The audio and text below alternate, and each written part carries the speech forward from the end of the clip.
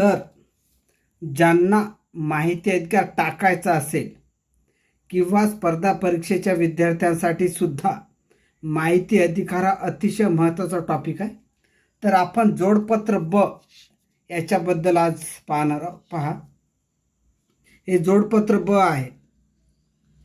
First appellate म्हणजे प्रथम appeal अधिकार, म्हणजे प्रथम अपील अधिकाऱ्याकडे हा करायचा असतो. पहिल्या अर्ज केल्यानंतर जर आपलं समाधान झालं नाही तर हा त्याच आस्थापनेच्या वरिष्ठ अधिकाऱ्याकडे, ज्यांना म्हणजे निर्धारित केलेले असतात किंवा वरिष्ठ ज्यांना निर्धारित करतात असे अधिकारी असतात, प्रथम अपील अधिकार असं त्यांना म्हणतात.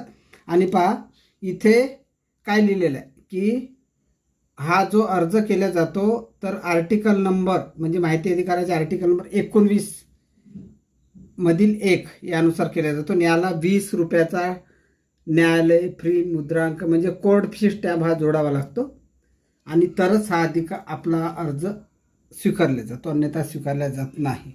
आणि सर्वात महत्त्वाची म्हणजे सही करायला अजिबात विसरायचं नाही. सही आणि तारीख, सही आणि तारखेशिवाय कुठलाच अर्ज स्वीकारला जात नाही. पहा इथं खाली आहे सही, अपीलकाराची सही, आणि इथे आहे ठिकाण आणि दिनांक. तर हे वरचं त्या दिवशीच्या व्हिडिओमध्ये मी सांगितलेलं आहे. तर आता पाहू आपण खाली, आणि जो अतिशय महत्त्वाचा टॉपिक आहे आणि जो वारंवार लिहून किंवा अनुभवानुसारच हे कळत असते. तर ज्या आदेशाविरुद्ध अपील केले आहे तो आदेश मिळाल्याचा दिनांक, म्हणजे ज्या आदेशात आपल्याला समाधानकारक माहिती मिळाली नाही तो आदेश आपल्याला मिळाल्याचा दिनांक आपल्याला इथे लिहायचा आहे. पण कधी कधी आदेश काढला जात नाही, तर आदेश मिळाला नाही असं लिहायचं. आणि त्यानंतर अपील दाखल करण्याचा अंतिम दिनांक, ते त्यांनी जर आदेश काढला तर आपल्याला सांगतात की हे अर्ज म्हणजे त्यांनी ज्या दिवशी ते आदेश काढतात तिथून 30 दिवसाच्या आत प्रथम अपील करू शकतात असे ते आपल्याला सांगतात.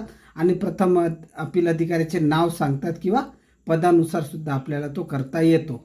आणि खाली आहे अपीलाची कारणे.